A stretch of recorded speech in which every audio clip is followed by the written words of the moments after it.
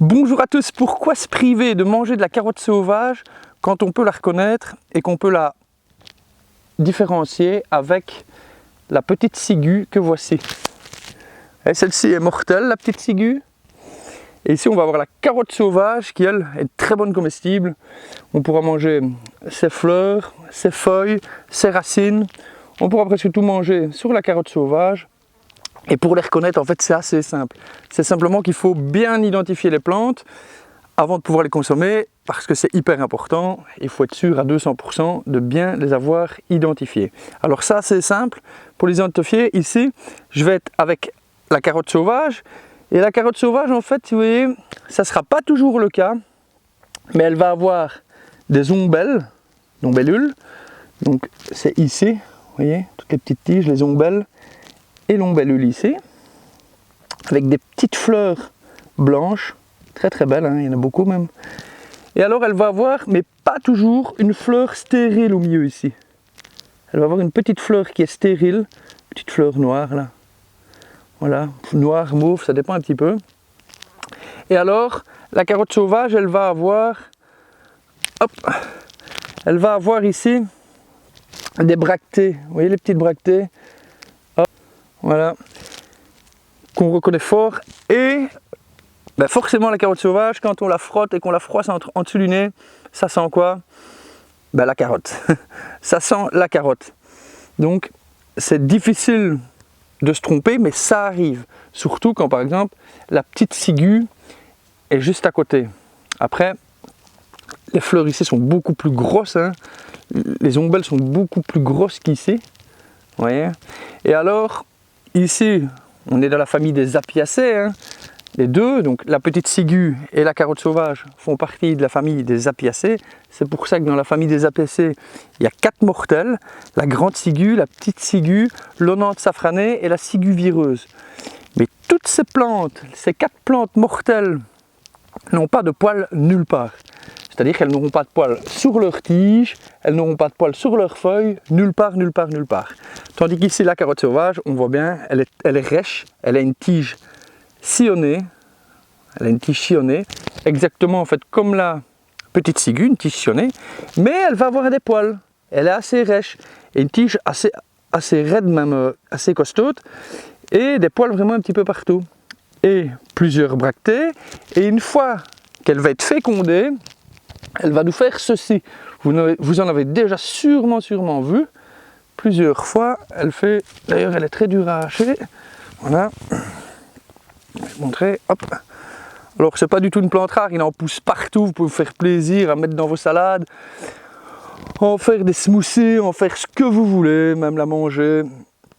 Donc manger sa racine dans sa première année. Hein, quand elle n'a pas encore fait ses fleurs, parce qu'une fois qu'elle a fait ses fleurs, ben, la racine aura été puisée, donc c'est-à-dire qu'elle ne sera plus bonne, hein, elle aura puisé toute son énergie dans les racines, donc c'est pour ça qu'il faut la prendre dans sa première année quand elle fait ses feuilles.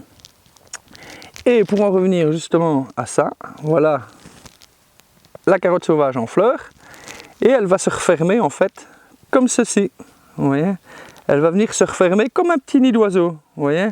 Après, elle va vraiment venir se refermer totalement. Je ne sais pas si j'en ai une mieux que ça, mais on la voit bien ici. Voilà, par exemple, c'est une plus petite, mais voilà, elle a été fécondée. Et ben, elle est totalement refermée, comme un petit nid d'oiseau. Elles peuvent être beaucoup plus grosses que ça, regardez. Même encore plus grosses ici. Et alors, tous ces petits fruits ici, ben, on va pouvoir les manger. Ça a vraiment un goût d'agrumes. Très très bon, même en les frottant dessus du nez, c'est une odeur vraiment agréable et vous pourrez les rajouter dans vos boissons.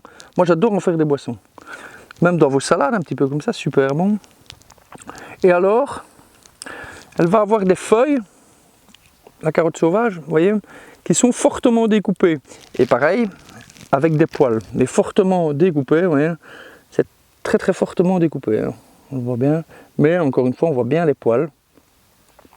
Et si on prend la petite ciguë, ben, qui est fortement découpée aussi, hein, mais qui n'aura aucun poil, qui est encore plus fortement découpée, la petite ciguë, vous voyez. Regardez, c'est carotte sauvage, petite ciguë mortelle. Donc voilà, on arrive à bien reconnaître qu'en fait il n'y a aucun poil, et ici il y a des poils. Et puis en plus, la petite ciguë, quand on la froisse, a une odeur désagréable qui est repoussante. Par contre, la carotte sauvage, on frotte les feuilles en dessous du nez, ça sent quoi? Ben, ça sent la carotte. Voilà. Et aussi, je vais vous montrer, ici on va avoir sur la petite ciguë, on va avoir des petites bractées au nombre de 3. Des petites bractées ici, au nombre de 3, qui donnent vers le bas, qui sont vers le bas. Tandis que ici, vous voyez, la carotte sauvage, elle donne vers le bas, mais une fois fécondées, elles vont remonter comme ça, comme vraiment comme un nid d'oiseau, vous voyez, qui va se refermer en fait, exactement comme je vous ai montré avant. Et celle-ci, on la reconnaît. Déjà, les fleurs sont beaucoup plus petites, hein. Et puis les 3 petites bractées vers le bas. Voilà. Et alors, vous pouvez manger vraiment tout ce que vous voulez là-dessus, même si vous voulez goûter les fleurs comme ça, vous pouvez, vous ne risquez rien, vous n'allez pas mourir. Parce que maintenant, vous avez à différencier la petite ciguë de la carotte sauvage. Voilà.